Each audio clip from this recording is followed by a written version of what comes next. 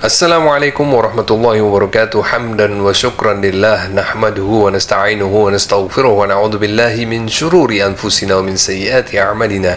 Man yahdihillahu fala mudilla lah wa man yudlil fala hadiya lah. Asyhadu an la ilaha illallah wahdahu la syarika lah wa asyhadu anna sayyidana Muhammadan 'abduhu wa rasuluh ba'athahu Allahu rahmatan lil alamin. Wa nusalli wa nusallim 'alaihi wa 'ala alihi fil awwalin wal akhirin wa fil manail ala ila yaumiddin. Alhamdulillah, jumpa kembali bersama Aventador 007. Nah, pada kesempatan kali ini saya ingin merespon atau mereaction konten dari Mohsen Official.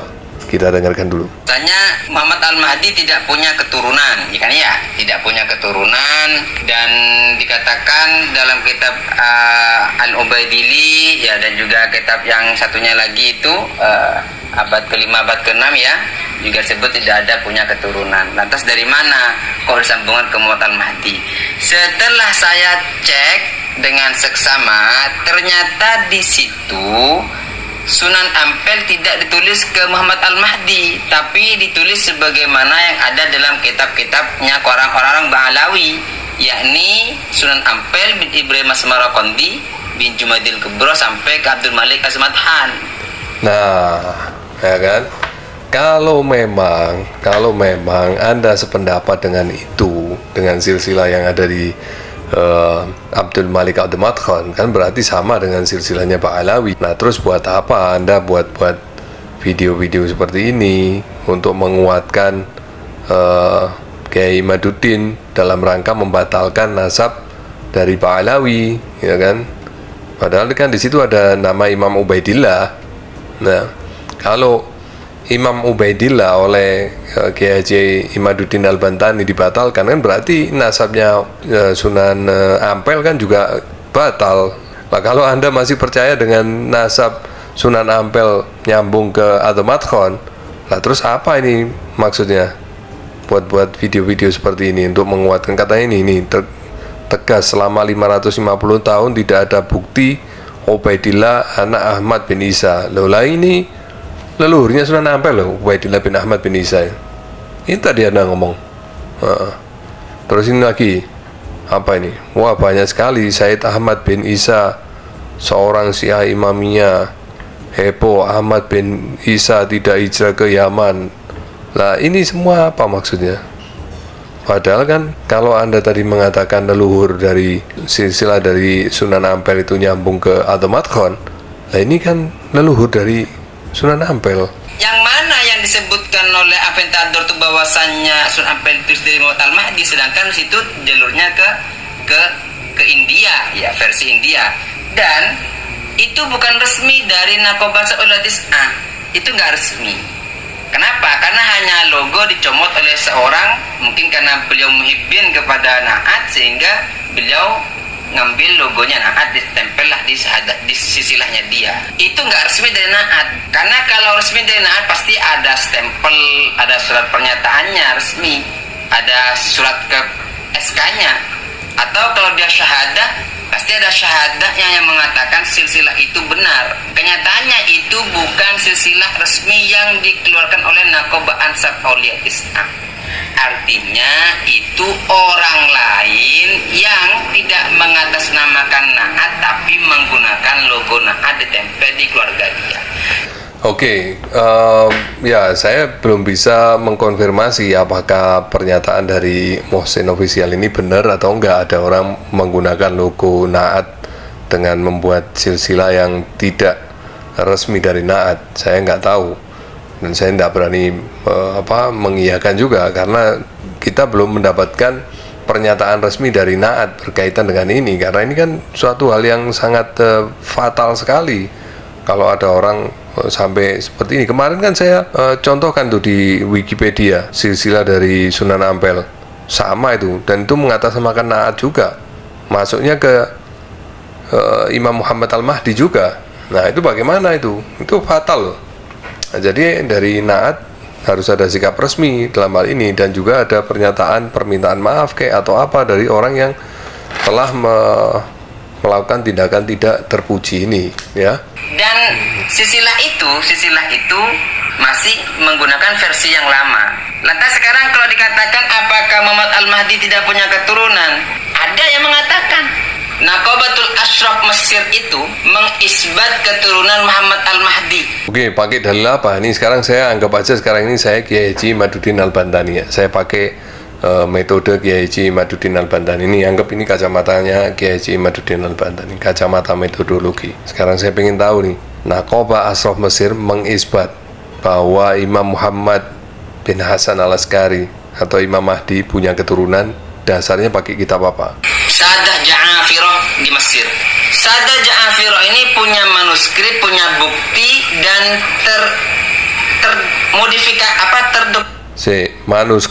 manuskrip keluarga ya, itu kan sepihak ya. Menurut Kiai Haji Imaduddin Al-Bantani itu sepihak, nggak bisa diterima. Berarti harus ada kitab yang ditulis oleh orang selain dari keluarga Ja'afirah, yaitu oleh ahli nasab ya. Nah, saya pengen tahu kitabnya kitab apa. Komentasi dalam kitab Bahrul Ansab. Oh, Bahrul Ansab. Oh, kitabnya namanya Bahrul Ansab. Oke, kita cek. Nah, ntar kita perlu tahu dulu Imam Muhammad Al-Mahdi ini lahir tahun berapa. Oh, ternyata tahun 255 Hijriah. Berarti abad ketiga Hijriah ya. Oke. Nah, kita Bahrul Ansab ini tahun berapa? Oh, ini kitabnya Bahrul Ansab. Ternyata kitab Bahrul Ansab ini kitab abad ke-9 dan 10 Hijriah. Oh, ternyata ada perbedaan 600 tahun. Nggak bisa diterima oleh oleh Kiai Haji Imaduddin Al-Bantani, nggak bisa diterima ini. Wah, ini ada keterputusan riwayat 600 tahun ini antara abad ke-3 Hijriah hingga abad ke-9 Hijriah. Waduh. Nggak bisa ini, nggak bisa diterima. Oh, ini berarti keluarga Al-Ja'afirah ini tertolak juga ini nasabnya. Nah, ini kacamata sakti nih, bisa nolak nasab banyak ini. Oke, lanjut lagi. Naqabatul Ashraf Mesir itu menurut pakar ahli nasab Hijaz, An-Nasabah Asy-Syarif Anas bin Yaqub Al-Qutbi Al-Hasani mengatakan Naqabatul Ashraf Mesir itu Naqabatul Naqabah induk. Jadi menginduk kepada Naqabah Ashraf Mesir. Kenapa? Naqabah Ashraf Mesir itu tahun 200 Hijriah sudah ada. Oh, tahun 200 Hijriah ya, tahun 200 Hijriah. Kita selidiki, bener nggak tahun 200 Hijriah? Nah, kalau Mesir ini kan sebetulnya Ashraf, Sada Ashraf, Dzurriyyatur Rasulullah yang itu hijrah ke Mesir. Mereka juga pendatang. Ya, harusnya yang menjadi induk itu ya di Irak sana, karena mereka hijrahnya kan dari Irak, rata-rata kan dari Irak, dari Baghdad, dari Basrah, rata-rata kan begitu ya. Atau mungkin kalau boleh juga dikatakan Indo kalau Madinah gitu. Kalau Mesir kan negara perantauan lah ya kan. Oke, tapi kita cek dulu apakah benar ini didirikan tahun 200 Hijriah. Kita cek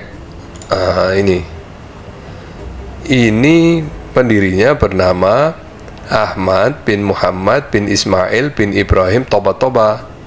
Nah, beliau wafat tahun 345 Hijriah. Oke, 345 Hijriah wafatnya. Ya mungkin kalau dia mendirikan Naqabah itu 40 tahun lebih ya, masih di atas 300 Hijriah, ya kan? Nah, apa ada yang lebih tua? Wah, ada Imam Ubaidillah lebih tua. Nah, ini Imam Muhammad An-Naqib, leluhur dari atau kakek dari Imam Ahmad bin Isa Al-Muhajir, kakek dari Imam Ubaidillah bin Ahmad bin Isa Al-Muhajir, itu Muhammad An-Naqib. Beliau pimpinan dari Naqabah Ashraf waktu itu di Basrah. Tahun berapa? Beliau meninggalnya aja tahun 243 Hijriah. Ini tahun 243 Hijriah. Sedangkan Ahmad bin Muhammad bin Ismail bin Ibrahim Toba ini meninggalnya 345 Hijriah, selisih hampir 100 tahun. Lebih dulu mana? Lebih dahulu Imam Muhammad An-Naqib ya. Oke. Dan Ahmad bin Muhammad bin Ismail bin Ibrahim Toba ini itu ternyata masih keluarga dengan penulis kitab Abnaul Imam fi Misrah Al-Hasan wa Al-Husain, yaitu Yahya Abul Muammar ya. Ya, ini masuknya ini sepopo, dupopo, telopopo. Ya, telopopo, anak dari telopopo. Apa namanya? Saya nggak tahu itu. Jadi kalau Abu Ammar ini bin Muhammad bin Al-Qasim bin Muhammad bin Ibrahim Topa-Topa. Ini penulis kitab Abnaul Imam. Nah, kalau pendiri Naqaba Ashraf di Mesir itu namanya Ahmad bin Muhammad bin Ismail. Nah, jadi ayah dari Abul Muammar ini itu sepopo, dupopo, telopopo. Iya, telopopo. Oke. Ya, itu intermezzo. Ya. Oke. Lanjut. Kita dengarkan lagi. Nah ya, kalau semuanya Aventator nggak sepakat, ada semuanya silsilah yang mengatakan Muhammad Al-Mahdi itu tidak punya keturunan, ya jangan ke Kiai Imaduddin, jangan juga ke Na'at. Wong Na'at lo tidak mengisbat kepada Muhammad Al-Mahdi. Loh, nggak bisa begitu juga. Anda jangan lari. Kan ini ceritanya kita berpikir menggunakan metodologinya Kiai Haji Imaduddin Al-Bantani. Ini bicara soal nasab yang ditulis dengan menggunakan logo Na'at, dan kita belum menemukan pernyataan resmi dari Na'at. Ya, masa saya salah kalau itu menganggap bahwa itu pernyataan Na'at. Ya, oke. Terus itu kalau Anda tidak menerima bahwa silsilah Sunan Ampel itu nyambung ke Imam Muhammad Al-Mahdi. Nah, terus yang Anda maksud silsilahnya Sunan Ampel itu yang mana? Pekeluar. Jangan disembunyikan, pekeluar. Nah, kita mau teliti juga dengan menggunakan kacamata metodologi Kiai Haji Imaduddin Al-Bantani. Ya kan? Dina saya cetak kepi. Mana silsilahnya? Kok nggak ditambah? Harusnya kan ada, oh ini nggak bener yang nyambung ke Imam Muhammad Al-Mahdi ini nggak bener. Anda tunjukkan ini loh yang bener, yang disepakati dan diterima oleh Na'at. Nah, kita mau tahu ini cocok nggak dengan yang selama ini sudah Suhra wal Istifadho, atau mungkin Na'at punya versi lain. Kita mau tahu. Kalau ada keluar, nah nanti kita pakai kacamatanya Imaduddin Al-Bantani ini untuk meneliti dengan metodologi ya Imad. Itu putus apa enggak itu nanti silsilahnya. Ya, lanjut. Jumadil Kubro sampai saat ini belum diisbat. Oh, Syekh Jumadil Kubro katanya dia belum diisbat. Bener remah nih, nggak bener. Ini loh, Syekh Jumadil Kubro. Syekh Jumadil Kubro itu leluhur dari Syarif Hidayatullah. Ini Syarif Hidayatullah ya. Nah, di sini ada nama Al-Husain Jamaluddin Al-Akbar, yaitu Syekh Jumadil Kubro. Ini sudah diisbat oleh Naqaba Ashraf Irak. Kenapa Anda bilang belum? Wah, berarti Anda ketinggalan kereta. Sekarang begini, kalau Anda menganggap kalau sudah diisbat oleh Naqaba Ashraf, itu berarti sudah isbat. Nah, apa yang membuat Anda begitu bersusah payah setiap hari untuk membuat konten-konten yang mendukung kepada Kiai Haji Imaduddin Al-Bantani yang membatalkan nasab dari Pak Alawi, dari jalur Ubaidillah, termasuk juga nasab para wali songo yang nyambung ke Imam Ubaidillah dengan dasar bahwa terputus 550 tahun karena nggak ditulis oleh kitab ahli nasab di luar dari keluarga Pak Alawi, tidak mengakui manuskrip dari keluarga Pak Alawi. Ya, apa yang membuat Anda begini, padahal Anda juga mengakui bahwa Naqaba Ashraf Mesir itu mengisbat silsilah dari Al-Ja'afirah dengan menggunakan manuskrip keluarga dan kitab kitab Bahrul Ansab, yang ternyata kitab itu abad ke-9 10 Hijriah. Kok terjadi double standard begini? Sedangkan Al-Ja'afirah ini mungkin baru diisbat satu kali di Naqaba Ashraf Mesir. Nah, bandingkan dengan Imam Ubaidillah, berapa kali isbat ini? Untuk nama Imam Ubaidillah aja, coba cek. Ini kumpulan dari Imam Ubaidillah. Berapa kali isbat? Kita cek. Nih. 1. Ini dari keluarga Asgaf, Al-Hamid Asgaf. Ini 1 kali. Udah 1. Isbat pertama. Terus isbat kedua, Al-Baharun. Itu ada nama Imam Ubaidillah, berarti sudah 2 kali diisbat nama Imam Ubaidillah oleh Naqoba Ashraf Irak. Terus kemudian ini yang ketiga, Al-Hadi, ada nama Imam Ubaidillah bin Ahmad Al-Muhajir, mudah ketiga kalinya nama Imam Ubaidillah diisbat oleh Naqoba Ashraf Mesir. Kemudian ini, oh ini sama Al-Baharun, coba lagi, nah ini ada masih sama Al-Hadi, Baharun, Al-Hadi, kita carikan lagi, ini Al-Bafaraj, ada nama Imam Ubaidillah, berarti udah keempat kali nih diisbat. Terus Al-Ahmad yang di Malaysia itu juga ada nama Imam Ubaidillah, berarti udah 5 kali isbat. Ini masih Al-Baharun, ini yang saya baru temukan udah 5. Ada juga keluarga Al-Haddad, tapi saya nyarinya lama ini ya. Oke, yang kelihatan aja nama Imam Ubaidillah sedikitnya sudah 5 kali diisbat oleh Naqoba Ashraf Irak. Kenapa di sini Anda keberatan, sedangkan Anda Anda menerima Al-Ja'afirah diisbat oleh Naqoba Ashraf Mesir? Kan terjadi double standar. Nah, makanya sekarang saya, karena Anda setuju dengan pola pikir dan metodologi Kiai Haji Imaduddin Al-Bantani, sekarang saya ingin menguji silsilah Anda sendiri. Kalau memang Anda sudah mendapatkan isbat dari Naqoba Ashraf Maroko, dasarnya apa? Naqoba Ashraf Maroko itu mengisbat silsilah atau nasab Anda. Sedangkan yang terakhir, kalau memang itu benar kakek moyang Anda yang tercatat di Naqoba Ashraf, itu kakek moyang Anda yang terakhir tercatat di sana, itu di abad keberapa, dan setelah itu terputus riwayat itu selama berapa ratus tahun. Lalu Anda mengisbatkan nasab Anda ke Naqoba Ashraf itu dengan dasar apa? Dengan dasar kitab ahli nasab atau dengan dasar kitab manuskrip keluarga? Kalau atas dasar kitab manuskrip keluarga, maka otomatis tertolak berdasarkan standar dari Kiai Haji Imaduddin Al-Bantani, iya kan?